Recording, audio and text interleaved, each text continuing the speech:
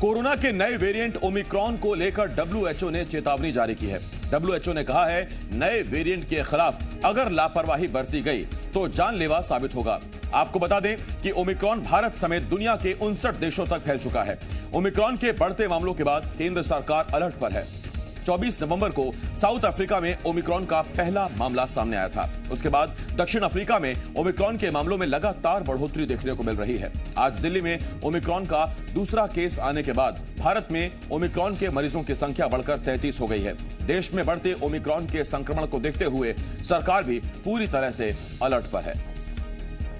देश में ओमिक्रॉन के मामलों में पिछले 24 घंटों में फिर उछाल आया है। बीते 24 घंटे में मुंबई में 7 तो गुजरात में ओमिक्रॉन के 2 नए केस सामने आए हैं। ओमिक्रॉन को लेकर आपके मन में बहुत सारे सवाल होंगे और इसीलिए हम इससे जुड़ी जानकारी लगातार आपको बता रहे हैं। जी मीडिया आपको डराएगा नहीं बल्कि समाधान बताएगा।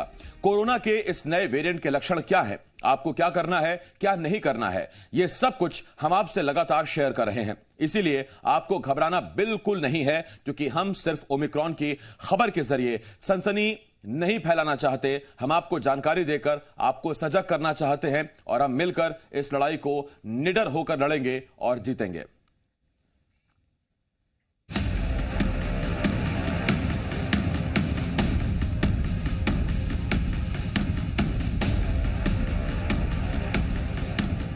देश में कोरोना के नए वेरिएंट ओमिक्रॉन का खतरा बढ़ता जा रहा है। महाराष्ट्र में इस खतरनाक वेरिएंट के 7 और मामले सामने आए हैं। इसमें एक 3.5 साल का बच्चा भी शामिल है। प्रदेश में ओमिक्रॉन के कुल 17 मामले सामने आ चुके हैं। गुजरात में भी ओमिक्रॉन के 2 नए केस सामने आए हैं। जामनगर में एक प्रवासी भारतीय की पत्नी और उसका एक अन्य रिश्तेदार में कोरोना के नए वेरिएंट की पुष्टि हुई है। इसके बाद गुजरात में इस वेरिएंट से संक्रमित मरीजों की संख्या बढ़कर 3 हो गई है। लखनऊ के पुलिस कमिश्नर डीके ठाकुर भी कोरोना संक्रमित हो गए हैं। संक्रमित होने के बाद पुलिस कमिश्नर डीके ठाकुर को आइसोलेट कर दिया गया है। इनका सैंपल जीनोम सीक्वेंसिंग के लिए भेजा जा सकता है। संपर्क में आए हुए लोगों का सैंपल भी लिया जा रहा है। इससे पहले पुणे में 5 और राजस्थान में 9 मरीजों की रिपोर्ट नेगेटिव आ चुकी है। केंद्र सरकार ने मास्क के इस्तेमाल को लेकर चिंता जाहिर की है। केंद्र सरकार के मुताबिक लोग मास्क का इस्तेमाल करने में लापरवाही बरत रहे हैं, जो कि खतरनाक हो सकता है। कोरोना के नए वेरिएंट ओमिक्रॉन के खतरे को देखते हुए सब्जेक्ट एक्सपर्ट्स कमेटी ने एक बैठक की। करीब 4 घंटे चली इस बैठक में सीरम इंस्टीट्यूट के आवेदन और संबंधित डेटा पर चर्चा की गई। ओमिक्रॉन के खतरे को लेकर सोमवार को फिर सब्जेक्ट एक्सपर्ट कमेटी बैठक करेगी।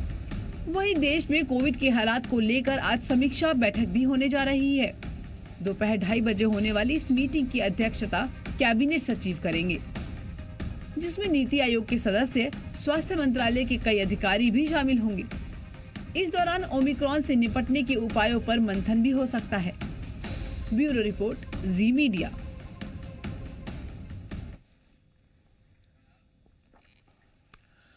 तो ये हमने आपको बताया कि ओमिक्रॉन पर अभी फिलहाल क्या खबर है, क्या स्टेटस है। जनवरी फरवरी में पीक पर तीसरी लहर होगी, ये जानकार बता रहे हैं। दिसंबर के आखिरी सप्ताह तक असर ज्यादा दिखने लग सकता है। ओमिक्रॉन डेल्टा वेरिएंट से कम खतरनाक है, ये अच्छी बात है। अब तक जो डेल्टा वेरिएंट था उससे ओमिक्रॉन वेरिएंट कम खतरनाक है, लेकिन बच्चों पर इसके असर के बारे में अब तक यही बताया गया कि बच्चों पर यह कम असर करेगा। सेल्फ इम्यूनिटी भारतीयों में डेवलप हो चुकी है, इम्यूनिटी अच्छी है, असर इसीलिए कम होगा। ओमिक्रॉन के मरीज जल्दी रिकवर भी हो जाएंगे। हमने देखा कि डेल्टा वेरिएंट के जो मरीज थे उनको रिकवर होने में वक्त लग रहा था, लेकिन अच्छी बात यह है कि ओमिक्रॉन अगर होता भी है तो मरीज जल्द रिकवर हो जाएंगे और उसकी वजह से हमारे अंदर वो इम्यूनिटी डेवलप हो चुकी है। नेचुरल इम्यूनिटी को ये बाईपास नहीं कर रहा है, यानी कि जो हमारी इम्यूनिटी है वो इसे रोक रही है, इसके खिलाफ लड़ रही है, वो इसे बाईपास नहीं कर पा रहा है। पहले संक्रमित हो चुके मरीज बिल्कुल नहीं घबराएं, वैक्सीन और सावधानी ही बचाव का रास्ता है। तो जो लोग पहले संक्रमित हो चुके हैं उनके अंदर इम्यूनिटी वैसे भी है, जो डबल वैक्सीनेट हैं उसकी भी इम्यूनिटी आ चुकी है। तो ऐसे में मास्क, सोशल डिस्टेंसिंग का पालन करना चाहिए। हल्के लॉकडाउन की स्थिति भी बन सकती है अगर ये मामले बढ़ते हैं। ये पूरी तरह से देश का लॉकडाउन नहीं होगा, बल्कि हल्के लॉकडाउन की स्थिति बन सकती है। हम आपको डरा नहीं रहे हैं, बता रहे हैं वो संभावनाएं बता रहे हैं जो आने वाले दिनों में देखने को मिल सकता है। ओमिक्रॉन पर राज्यों के लिए केंद्र की तरफ से नई गाइडलाइंस भी जारी कर दी गई हैं। अब ये नई गाइडलाइंस क्या है, ये जरूरी दिशा निर्देश क्या है, आपको बताते हैं। पिछले 14 दिनों की यात्रा जानकारी देनी होगी। अगर आप विदेश से आए हैं या कहीं से भी आए हैं तो आपको 14 दिनों की जानकारी सरकार को देनी चाहिए। एयर सुविधा पोर्टल पर नेगेटिव रिपोर्ट जरूरी है। प्रभावित देशों से आने वालों की एयरपोर्ट पर जांच की जा रही है, जांच की जाएगी। रिपोर्ट आने तक यात्री को इंतजार करना होगा और इसके लिए उन्हें क्वारंटीन रहना होगा। नेगेटिव रिपोर्ट आने पर 7 दिन में ही घर में क्वारंटीन रहना होगा। विदेश से आने वालों की 8वें दिन दोबारा जांच की जाएगी और दोबारा भी नेगेटिव आते हैं तो फिर 7 दिन की निगरानी जरूरी होगी। और देश के बाकी लोगों के लिए भी ये बहुत जरूरी है, क्योंकि हमारे देश में आबादी बहुत है और 130 करोड़ भारतीयों के लिए ये जरूरी है कि विदेश से जो भी लोग आ रहे हैं वो उन गाइडलाइंस का पालन करें, क्योंकि उनकी वजह से देश में कोरोना फैल सकता है। वो एक कैरियर साबित हो सकते हैं। जिम्मेदार तो नहीं है, लेकिन लापरवाही नहीं बरतनी है। सावधानी और वैक्सीनेशन ही कोरोना संक्रमण से बचाव का सबसे कारगर और सटीक उपाय है। ये अब तक हम आपको बता चुके हैं, आप इस बात को जानते भी हैं। देश में अब तक 132 करोड़ से ज्यादा वैक्सीन की डोज लगाई जा चुकी हैं। अब आपको दिखाते हैं देश में वैक्सीनेशन का क्या आंकड़ा है। देश में हेल्थ केयर वर्कर्स को पहली डोज लग चुकी है और ये करीब करीब 1 करोड़ 38 लाख लोग हैं जिनको पहली डोज लग चुकी है, जबकि 95,90,000 यानी करीब करीब 96 लाख डोज दूसरी डोज लगाई जा चुकी है। फ्रंटलाइन वर्कर्स को हमने आपको बताया कि फ्रंटलाइन वर्कर्स उनको 1 करोड़ 83 लाख वैक्सीन लगाई जा चुकी हैं, जबकि जो दूसरे डोज लगी हैं वो 1 crore 66 lakh dose frontline workers को लगाई जा चुकी है। इसमें स्वास्थ्यकर्मी भी हैं तो पुलिसकर्मी भी हैं। 18 से 44 साल के जो एक क्राइटेरिया बनाया गया था उनमें अब तक 47 करोड़ 60 लाख डोज लगाई जा चुकी है, जबकि इसी वर्ग को अब तक 26 करोड़ 46 लाख डोज लगाई जा चुकी है। इसके बाद का जो क्राइटेरिया था वो था 45 से लेकर 59 साल तक की उम्र वाले लोग। इनको अब तक 18 करोड़ 79 लाख डोज पहली लगाई जा चुकी हैं, जबकि दूसरी डोज के तौर पर 13 करोड़ 18 लाख इंजेक्शन लगाए जा चुके हैं। और जो 60 प्लस यानी कि सीनियर सिटीजन वाला जो क्राइटेरिया था या जो पात्र व्यक्ति थे उनको अब तक पहली डोज के तौर पर 11 करोड़ 81 लाख टीके लग चुके हैं, जबकि दूसरी डोज के तौर पर 8 करोड़ 51 लाख टीके दूसरी डोज के तौर पर 60 प्लस वालों को लग चुके हैं। आइए आपको दिखाते हैं राज्यों में कितना प्रतिशत अब तक वैक्सीनेशन हो चुका है और कितने लोगों को दोनों डोज अब तक लग चुकी हैं। तो पहले बात मध्य प्रदेश की। मध्य प्रदेश में अब तक कुल आबादी का 93.9% आबादी को पहली डोज लगाई जा चुकी है, जबकि दोनों डोज जितने लोगों को लगी हैं वो दशमलव है 75.9% यानी फीसद, ये 75.9% है। मध्य प्रदेश के बाद बात छत्तीसगढ़ की, तो छत्तीसगढ़ में अब तक 84.6% आबादी को पहली डोज लगाई जा चुकी है, जबकि दूसरी डोज 53.3% लग चुकी है। झारखंड की बात करें तो झारखंड में अब तक 69% आबादी को पहला डोज और 35.7% आबादी को दूसरा डोज लग चुका है। यहां वैक्सीनेशन की रफ्तार काफी कम है।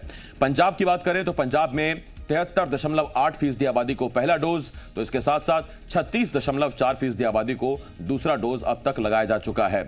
यूपी में जहां बहुत बड़ी आबादी है, 24-25 करोड़ की आबादी है, वहां कुल 79.6% आबादी को पहला डोज, जबकि 39.4% लोगों को दूसरा डोज अब तक लगाया जा चुका है। बिहार में 76.8% लोगों को पहला डोज लगाया जा चुका है, जबकि दूसरा डोज अब तक मात्र 44.8% आबादी को ही लगा है। और महाराष्ट्र जहां कोरोना ने काफी कहर बरपाया था, बहुत सी मौतें हुई थी, वहां अब तक 84.6% आबादी को पहला डोज, जबकि करीब करीब आधी आबादी को यानी 49.5% आबादी को दूसरा डोज लग चुका है। केरल की बात करें तो यहां फीसद काफी अच्छा है, ये संतुष्ट करता है, ये सुकून देता है। केरल में आप जानते हैं कितने लोगों की कोरोना से मौत हुई थी और केरल में अब तक भी मामले सामने आ रहे हैं। केरल में 96.9% यानी करीब करीब 97% आबादी को पहला डोज लगाया जा चुका है, जबकि 70.3% लोगों को दूसरा डोज लगाया जा चुका है। हरियाणा की बात करते हैं, हरियाणा में अब तक 90.8% आबादी को पहला डोज लग चुका है, जबकि 55.3% आबादी को दूसरा डोज लग चुका है, यानी कि हरियाणा में भी आधे से ज्यादा आबादी फुल्ली वैक्सीनेट हो गई है। राजस्थान की बात करें तो राजस्थान में अब तक 86.4% जनता को पहला डोज लग चुका है, जबकि 55.9% यानी करीब करीब 56% आबादी को दूसरा डोज लग चुका है, यानी कि वो भी टीकाकरण पूरा कर चुके हैं। कर्नाटक में यह प्रतिशत काफी अच्छा है। कर्नाटक में पहली डोज 94.8% आबादी को लगाई जा चुकी है, जबकि 68.3% आबादी को दूसरी डोज लगाई जा चुकी है। कर्नाटक के बाद गुजरात की बात करते हैं। गुजरात में पहली डोज 94.6% आबादी को लगाई जा चुकी है, जबकि 78.6% आबादी को दोनों डोज लगाई जा चुकी है, यानी कर्नाटक में और गुजरात में यह फीसद काफी अच्छा है। गुजरात में करीब करीब 3/4 आबादी फुल्ली वैक्सीनेट हो चुकी है, यह हम कह सकते हैं। मध्य प्रदेश में वैक्सीनेशन के मामले में रतलाम सबसे पहले नंबर पर है। रतलाम शहर में 100% वैक्सीनेशन हो चुका है, जिस पर खुशी जाहिर करते हुए सीएम शिवराज सिंह चौहान ने दावा किया है कि कोरोना की संभावित तीसरी लहर न आए, लेकिन इसकी तैयारियां पूरी कर ली गई हैं। मुझे बताते हुए प्रसन्नता है कि रतलाम शहर में दूसरा डोज भी 100% पात्र लोगों को लग चुका है और अब मैं ये कह सकता हूं कि पहला डोज और दूसरा डोज पूरा करके रतलाम शहर ने एक रिकॉर्ड मध्य प्रदेश में बनाया है। मुझे लगता है कि बहुत जल्दी रतलाम मध्य प्रदेश में पहला जिला होगा जो दूसरे डोज को भी कंप्लीट कर लेगा। फिर भी तीसरी लहर की तैयारी के लिए जो आवश्यक कदम है वो सब उठाए जा रहे हैं। तो रतलाम मध्य प्रदेश का वो जिला है जिसने पहले डोज के तौर पर 100% वैक्सीनेशन पूरा कर लिया है और तेजी से दूसरी डोज भी लोगों को लगाई जा रही है। और सिर्फ स्वास्थ्य कर्मी पूरी ताकत लगा ही रहे हैं, लेकिन जनता की भागीदारी भी बहुत जरूरी है। ओमिक्रॉन को लेकर इंदौर में स्वास्थ्य विभाग की टीम सतर्क है। वहीं जिले में 10 दिन में 9 बच्चों की रिपोर्ट कोरोना पॉजिटिव आ चुकी है। जिले में फिलहाल कोरोना के 50 एक्टिव मरीज हैं, जिसमें 9 बच्चे भी शामिल हैं। 2 बच्चे हाई रिस्क कंट्री नाइजीरिया से आए हैं, जिन्हें MRTV अस्पताल में भर्ती कराया गया है। इनके सैंपल जीनोम सीक्वेंसिंग के लिए भेजे गए हैं। विदेशों से अब तक 1229 लोग यात्रा करके इंदौर पहुंचे हैं, जिसमें 746 लोगों के सैंपल लिए गए हैं। बचे यात्रियों के बारे में उनके संबंधित राज्यों को सूचना दे दी गई है। इंदौर से जांच के लिए भेजे गए अभी तक करीब 880 जीनोम सीक्वेंसिंग के रिपोर्ट सैंपल आ चुकी है। राहत की बात यह है कि अभी तक ओमिक्रॉन वेरिएंट की पुष्टि मध्य प्रदेश में नहीं हुई है। ओमिक्रॉन के विरुद्ध जी मीडिया ने युद्ध छेड़ रखा है। हमारा मकसद आपको डराना नहीं, बल्कि आपको सावधान और जागरूक करना है। और आप जैसा जानते हैं कि अभी ज्यादातर राज्यों में जीनोम सीक्वेंसिंग की मशीनें उपलब्ध नहीं है। जीनोम सीक्वेंसिंग हमारे प्रदेश में नहीं हो रही है। हालांकि चिकित्सा शिक्षा मंत्री विश्वास सारंग ने हाल ही में केंद्रीय स्वास्थ्य मंत्री मनसुख मंडाविया से मुलाकात की थी और उसके बाद मध्य प्रदेश में जीनोम सीक्वेंसिंग कराने की अपील की थी और उस पर मंजूरी भी मिल चुकी है।